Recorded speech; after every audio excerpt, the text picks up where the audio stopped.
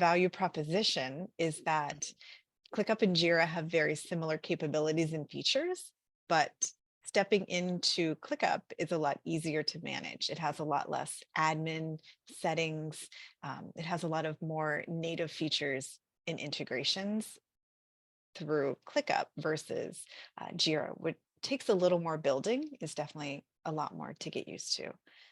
Jira launched in 2002, and of course, just like ClickUp, was made by software developers.